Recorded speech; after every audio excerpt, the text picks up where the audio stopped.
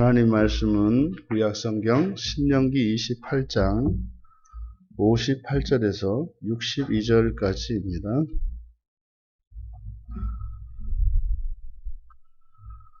우리 같이 한 목소리로 함께 읽겠습니다. 내가 만일 이 책에 기록한 이 율법의 모든 말씀을 지켜 행하지 아니하고 내 하나님 여호와라 하는 영화롭고 두려운 이름을 경외하지 아니하면 여호와께서 내 재앙과 내 자손의 재앙을 극렬하게 하시리니 그 재앙이 크고 오래고 그 질병이 중하고 오래일 것이라. 여호와께서 내가 두려워하던 애굽의 모든 질병을 내게로 가져다가 내 몸에 들어붙게 하실 것이며 또 이 율법책에 기록하지 아니한 모든 질병과 모든 재앙을 내가 멸망하기까지 여호와께서 내게 내리실 것이니 너희가 하늘의 별같이 많을지라도 내 하나님 여호와의 말씀을 청종하지 아니하므로 남는 자가 얼마 되지 못할 것이라. 아멘. 네, 말씀을 행하기 위해 지켜라. 말씀을 행하기 위해 지켜라 라는 제목으로 설교를 하려고 합니다. 만일 내가 이 책에 기록한 이 율법의 모든 말씀을 지켜 행하지 아니하면,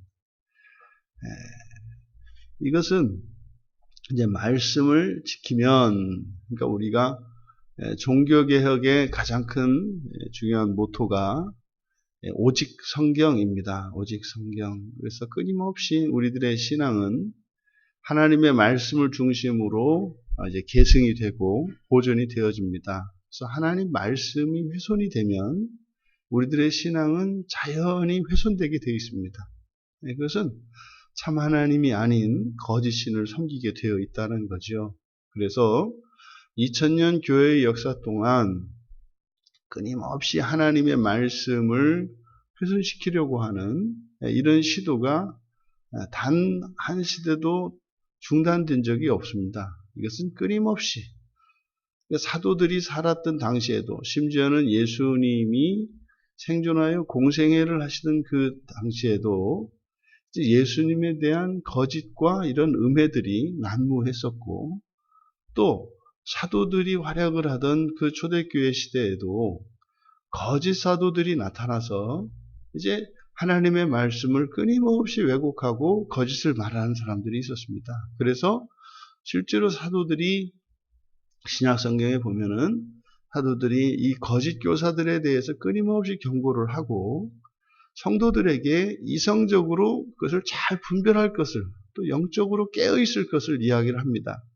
왜냐하면 전체적인 맥락을 보면 그것이 예수님의 가르침과 다르다는 것을 알 수 있음에도 불구하고 너무나 쉽게 자꾸 유대교로 돌아가려고 하는 그러한 성향들을 당시 초대교회의 성도들에게서 발견할 수 있었기 때문입니다. 사도들이 세상을 떠나고 나신 후에 이제 문제가 되는 게 하나님의 말씀입니다. 그래서 이제 권위 있는 하나님의 말씀이 성경으로 모아지는 겁니다. 그래서 그 이후로 우리들의 신앙의 중심은 성경입니다. 그래서 이 성경을 따라서 오직 성경만 절대적이고 유일한 권위 있는 하나님의 말씀의 기준으로서 기독교 신앙을 가지고 있는 모든 이들에게는 유일한 기준입니다. 중세 천년 동안은 또다시 하나님의 말씀이 왜곡이 됩니다. 하나님의 말씀은 일반 성도들에게는 공개되지 않고 사제들의 전유물이 되어서 성경에 없는 내용을 가르치고, 또 심지어는 성경에 반하는, 오히려 성경보다 더 위에 서서 사람의 생각과 사람의 명령을 하나님의 명령으로 대체하는 일들이 일어났던 것이고, 그것의 절정이 면죄부로 나타난 거였습니다. 이제 돈으로 구원을 사고 파는 일들이 나타난 거죠. 결국에는 돈에 넘어진 겁니다. 그래서 종교개혁자들이 들고 일어났던 것이고, 그들이 기치를 들었던 그 중심이 바로 성경입니다. 성경. 그래서 오직 성경, 이것이 바로 우리 오늘 58절에 나와 있는 모든 말씀을 지키다는 말이에요. 보존하다라고 하는 이 지켜낸다고 하는 이 말이 바로 오늘 우리가 살고 있는 이 시대에도 성경을 훼손하려고 하는 온갖 시도들과 여러 가지 주장들로부터 우리는 이 성경을 지켜내야 합니다.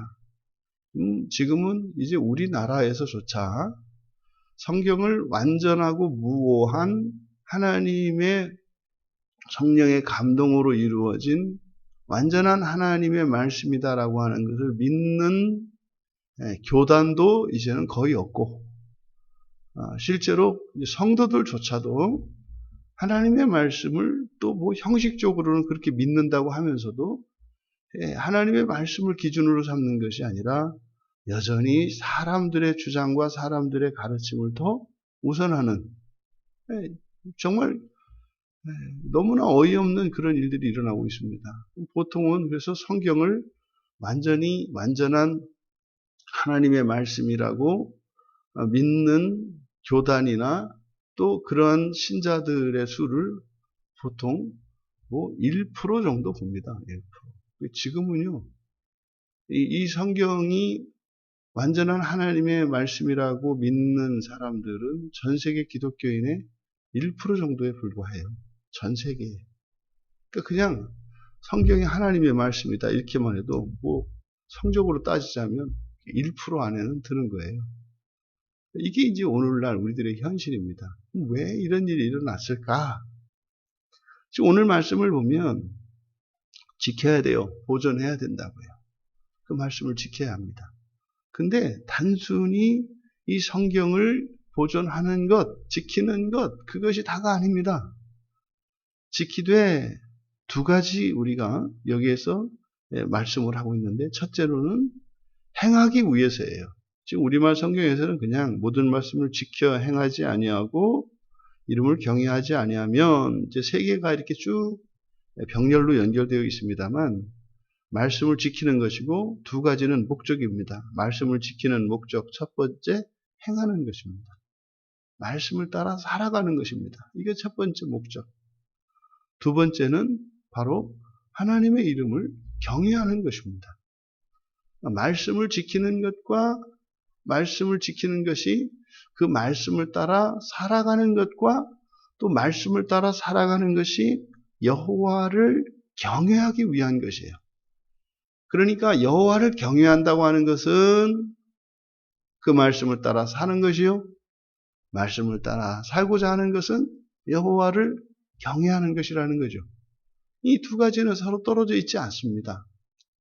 실제로 그러면 말씀을 지켜서 그 말씀으로 행하고 그 말씀으로 여호와를 경외하는 것, 이것을 한마디로 얘기하면 예수 그리스도를 믿는 겁니다.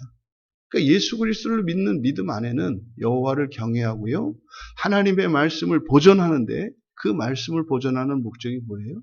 지켜 행하는 것이고 하나님을 경외하는 것이에요. 실제로 성경을 알면 알수록 하나님을 두려워하게 됩니다. 여러분, 하나님을 두려워한다고 하는 이유가 무엇입니까?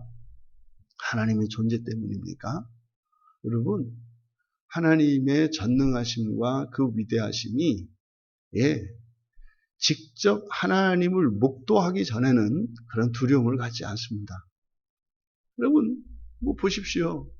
뭐 나라의 대통령이나 뭐 세상에 뭐 그렇게 아주 뭐 뛰어난 지도자들이나 이런 사람들을 그냥 모니터 화면으로 보니까요, 별스럽지 않거든요. 다 제, 개, 뭐 이거 아닙니까?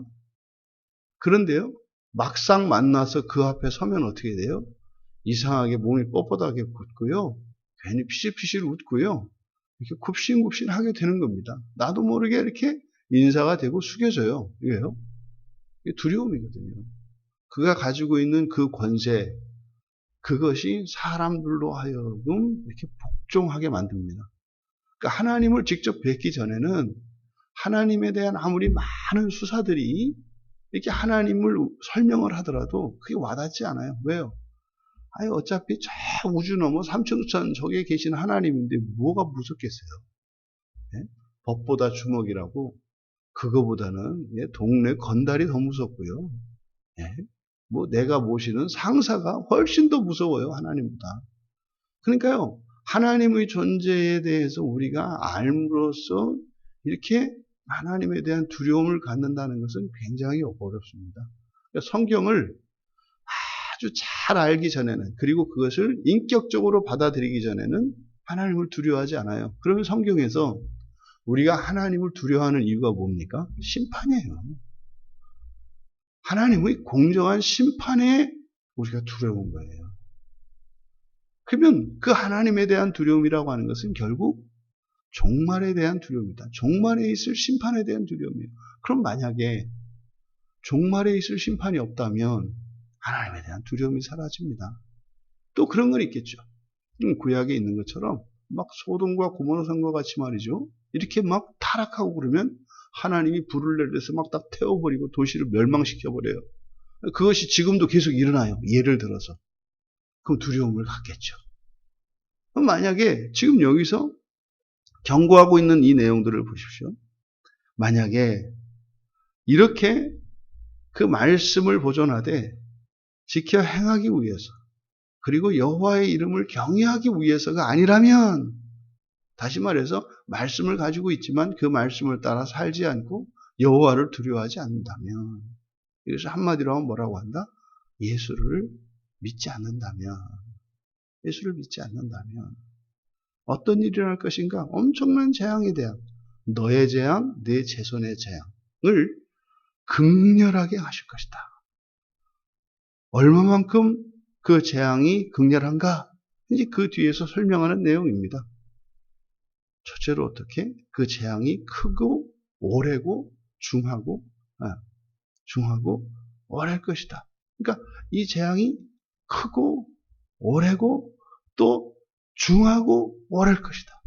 그러니까 크고 중하고 오래고 끊임없이 반복되고 있습니다. 이게 누굽니까? 나뿐만 아니라 너의 재앙과 너의 자손의 재앙입니다. 너의 자손의 재앙. 그리고 내가 두려워하던 애굽. 이거 보십시오. 항상 지금 여기서 대조적으로 나타나요. 하나님을 섬기지 않으면 적들을 섬기게 됩니다. 하나님을 두려워하지 않으면 애굽을 두려워합니다. 그러니까 우리가 오직 하나님만 섬긴다고 하는 것은 이 세상의 모든 것을 섬기는 것으로부터 벗어나는 것이고, 모든 것에 노예되는 것에서 벗어나는 것이고, 하나님을 두려워한다고 하는 것은 하나님이 아닌 다른 모든 것에 대한 두려움을 버리는 게 됩니다. 그러니까 오직 하나님만을 두려워하는 게, 그게 우리로 하여금 하나님께 이렇게 우리의 자유를 구속시키고자 하는 것이 아니라 우리에게 자유를 주시는 것이에요. 애국뿐입니까? 주변에 일어나는 제국들을 두려워하게 되는 거죠. 하나님에 대한 두려움을 가지면요, 세상에 대한 두려움이 사라져요. 근데 하나님에 대한 두려움을 잃어버리면은요, 온갖 두려운 것들이 막 나타납니다. 예? 과거의 망령들이 막 살아나고요. 예? 미래에 대한 염려들이 막 구름같이 일어나고요. 끊임없습니다. 예? 그러니까 하나님을 두려워하지 않을 때 이제 그 애굽을 두려워하게 되고, 그 이들이 세상에 대한 그 두려움, 그 애굽의 모든 질병을 내게로 가져다가 몸에 들어붙게 할 것입니다. 여기서 의도가 보이지 않습니까? 그냥 그런 질병이 내 몸에 있을 것이며 들어붙게 하시며, 벌써 느낌이 다르잖아요. 병이 딱 달라붙어가지고 떨어지지가 않는 겁니다. 그리고 율법책에 기록하지 아니한 모든 질병과 모든 재앙을 내리실 것. 여기서 율법책에 기록되지 아니했다라고 하는 것은 뭡니까? 끊임없는 질병과 재앙들은 새로 생겨난다는 거죠. 듣도 보도 못했던 그런 질병들이 생겨난다는 거죠. 그리고 자손이 하늘의 별같이 많을지라도 말씀을 청종하지 않으면 남는 자가 얼마 되지 못할 것이다. 그리고 어떻게 해요? 자손까지도. 하늘의 별같이 많을지라도, 이건 뭡니까? 하나님의 약속이 실현되는 거죠. 아브라함에게 주셨던 약속이 실현되는 거예요. 여러분들에게 하나님께서 복을 내려주시고 은혜를 베풀어 주셔서 정말 모든 것에 넘치도록 그렇게 되었을지라도 그것이 어떻게 될 것이다? 다 사라지게 될 것이다. 그런데 완전히 사라지지는 않아요. 남는 자가 있어요. 남는 자가 있어요. 왜요? 하나님이 약속하셨습니다. 여러분, 여기서 지금 말씀을 지키지 않았을 때, 그리고 단순히 말씀을 지키지 않는 것이 아니라 말씀을 행하기 위해서, 그리고 여호와를 경외하기 위해서 말씀을 지키지 않는다면 이런 엄청난 재앙들이, 이런 경고가 우리에게 주어지고 있습니다. 그러면요, 이게 그대로만 되면 바로 고칩니다. 근데 문제는요, 역사를 돌아보시고 우리들의 삶을 돌아보시자고요. 과연 우리가 그렇게 하나님 말씀대로 살지 않고 하나님을 경외하지 않으면 이렇게 됩니까? 되기도 해요, 가끔 되기도 해요. 그리고 이스라엘도 보면 또 그렇게 해서 또 되는 것도 같아요. 그런데요, 이러한 재앙이 내려질 때보다 재앙이 내려지지 않을 때가 훨씬 더 많아요. 훨씬 더 많아요.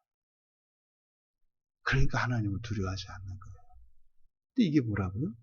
늦추시는 거죠. 유예하시는 거죠. 왜요? 하나님의 사랑이거든요. 이게 딜레마라고요. 늦추시고 유예해 주시고 하나님이 인자를 베푸시는 이것이 우리로 하여금 더욱 힘을 내어서 하나님의 말씀을 지키고 여호와를 경외하며 오직 예수 그리스도만을 믿고 그렇게 살아가기로 결단하고 은혜를 구하며 나가는 게 아니라 오히려 범죄하게 만든다고요. 이게 죄성이에요. 그래서 이 하나님의 심판이 강조되지 않으면 하나님 말씀을 잃어버리게 되고요. 하나님 말씀 가지고 있어도 상관없이 살게 되고요. 하나님의 말씀을 아무리 들어도 두려운 마음을 가질 수가 없는 겁니다. 그럼 그 심판이 그래야 되겠죠. 여러분, 저기 어느 나라에 있는 어떤 지방이 하나님의 말씀을 지키지 않다가 어저께 하늘에서 벼락이 떨어지고 유황비가 쏟아져서 없어졌다고 합니다. 뉴스에서 나오는 거죠. 어제는 어느 대륙의 어떤 나라에서 그 나라가 동성애가 번졌었는데 계속 그 이전부터 지진이 일어나고 막 그 동물들이 막 떠나가고 이런 일이 있었는데 그런데도 그들이 돌이키지 않고 여전히 또 동성애 법안을 그렇게 통과시켜서 그 다음날 지진과 해일이 일어나서 그 나라가 전멸하다시피 했습니다. 이런 뉴스가 지금 코로나 뉴스 나오는 것처럼 한다고 해보세요. 어저께는 저기 안양에 사는 김아무개가 벼락 맞아 죽었습니다. 이런 뉴스가 매일 나온다고 생각해보세요. 코로나도 지금 이가지고 벌벌벌벌 떠는데 정말 하나님께서 현재 일어나는 심판들에 대한 얘기가 나오면 어떻게 되겠어요? 사람이 하나님을 두려워하지 않겠어요? 그런데 그런 심판이 안 일어나요. 들려지지도 않고요. 그런 일이 일어나는 것 같지 않아요. 그러면 이 성경이 틀린 겁니까? 반드시 일어난단 말이에요. 그러니까요, 죽고 난 뒤에 심판이 반드시 있는 걸 알겠어요. 왜? 하나님의 말씀을 믿으면요, 그렇게 되는 거죠. 이게 사는 동안 어떤 사람이 신앙생활 하다가 교회를 떠나서 사는데 잘 먹고 잘 살다가 잘 죽었어요. 그럼 현실과 이 성경이 다르잖아요. 그러면은 우리가 살아온 현실에서 경험되는 이 사실과 성경을 놓고 봤을 때 그렇게 안 해도 괜찮더라. 꼭 그렇게 얘기하는 건 목사들이 그런 얘기 하는데 살아보면 안 그렇더라. 속지 마라. 그냥 얘기하면 예의상 내하고 너 알아서 살면 돼. 왜? 그 김아무개 봐봐. 옛날 장로하다가 그때 교회 끊고 그 뒤로 그지 가족도 화목해지고 그죠? 니네 1박 2일, 2박 3일 이렇게 놀러 가봤어? 평생 동안 가본 적 없잖아. 그 장로 그만두고 그때부터 가족들이 주말에 같이 가족 여행 가고 얼마나 화목하게 그랬더니 가족이 그렇게 행복해졌다. 뭐 이런 얘기가 나올 수 있는 거죠. 그러면 이 모순된 상황에서 해석이 둘이 나오는 거죠. 성경이 틀렸다라고 하는 해석과 그러면 심판 없이 죽었어. 이런 재앙들이 이 사람의 인생에 없었어. 우리가 보면은요. 그럼 뭐예요? 죽고 난 뒤에 있었겠죠. 죽고 난 뒤에 있었겠죠. 그러니까요. 심판받지 않고 죽는 사람들이 있는 것은요. 죽음 뒤에 있는 하나님의 심판이 있는 증거예요. 성경이 틀린 증거가 아니라 그 하나님의 심판은 그러니까 종말론적으로 경고하고 있는 내용이라는 것을 우리가 알아야 돼요. 그런데 문제는 구약의 백성들이 그걸 몰랐죠. 구약의 백성들은 종말 이후, 그러니까 죽음 이후에 대한 심판에 대한 이런 견해가 나뉘었거든요. 유대교 안에서도. 그러니까 이 종말에 대한 인식이 약해요. 이 종말은 그냥 사는 동안에 이렇게 변화되는 날이지 죽음 뒤에 있게 되는 영원한 하나님 나라에 대한 인식은 구약에서는 아직 약하다고요. 그러니까 결국 어떻게 돼요? 하나님에 대한 두려움을 잃어버리게 됩니다. 그때 막 그냥 하나님의 재앙이 쏟아질 때나 좀 긴장했다가 그 사라지고 나면 금세 풀어지는 거죠.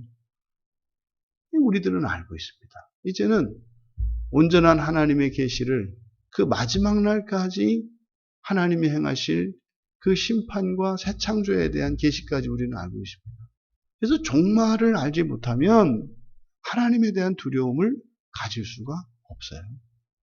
그래서 우리가 늘 종말을 묵상하며 그 심판의 날을 잊지 말고 살아야 합니다. 그래야 하나님의 말씀도 우리가 지킬 수 있고 또 그 말씀을 따라 살고자 노력도 하게 되고 그리고 하나님을 두려워하며 그렇게 살아갈 때 비로소 우리의 본성의 변화가 일어나고 우리의 육체를 쳐서 단련시키고 우리의 죄된 성품을 따라가는 것이 아니라 성령의 인도를 따라 살아갈 수 있게 되는 것입니다. 그런데 분명히 또 성경에 이 세상, 죽고 난 뒤에 질병이 어디 있겠어요? 확실한 이 재앙의 증거, 뭡니까? 병이 늘어나는 겁니다. 병이 늘어나는 겁니다. 듣도 못했던 병들이 계속해서 일어나고 있어요. 새로운 병들이 계속 생기고 있어요. 그것은 무엇입니까? 지금 우리가 이 세상이 잘못되고 있다는 증거예요. 새로운 질병들이 나타나는 것은 우리가 잘못 살고 있다는 거예요. 지금 당장 우리가 코로나라고 하는 이 질병 앞에 온 세계가 공포에 사로잡혀 있지 않습니까? 근데 사실은 이 코로나가 이미 전에 있었던 사스나 메르스나 전부 코로나거든요. 전부 코로나예요. 그래서 뭐 됐다 싶었더니 어떻게 돼요? 이게 또 변종이 일어나는 거죠. 또 변종의 변종이 일어나는 거죠. 이것을 가지고 우리 신앙인들은요, 믿음의 눈으로 또 도와야 되는 거예요. 여전히 교회가 하나님을 경외하지 않고 하나님의 말씀을 행하려 하지 않는구나. 그보다도 더 근본적으로 어떻게 해요? 하나님의 말씀을 보존하려고 지키려고 하지 않고 있구나. 이것이 돌이켜지지 않는다면 코로나19가 문제가 아니라 앞으로는 더 무서운 질병도 있겠구나. 바로 이럴 때 교회가 깨어서 하나님의 말씀을 행하고 여호와를 경외하기 위해 하나님의 말씀을 지켜내기로 결단하고 회개하고 돌이킨다면 그러면 이러한 질병의 근본적인 원인이 제거가 되는 것이죠. 이 거룩한 사명을 믿는 자들에게만 주어진 것입니다. 우리들 한 사람 한 사람이 하나님의 말씀을 소중히 여기고 그 말씀을 따라 살아가며 예수 그리스도를 믿는 참된 신앙을 가지고 살기로 결단하고 우리를 그렇게 살 수 있도록 바꾸어 주시기를 하나님의 은혜를 구하며 기도할 때 하나님은 이 세상을 지금도 구원하신다는 그 믿음 안에서 우리들의 신앙을 더욱 온전히 하기 위하여 애쓰고 수고하시는 우리 모두가 되시기를 주님의 이름으로 축원합니다. 존귀하신 하나님 아버지, 하나님께서 주신 이 말씀을 저희들의 모든 것보다 더욱 소중히 여기게 하시고 말씀을 잘 지켜내게 하옵소서. 또한 저희들에게 주신 이 말씀으로 살아가게 하시고 우리 하나님을 경외하게 하시며 예수 그리스도를 믿는 그 한 신앙으로 하나님의 은총을 입으며 이 세상이 그렇게 다시 한번 회복될 수 있도록 은혜를 내려 주시옵소서. 감사하며 예수님의 이름으로 기도하옵나이다.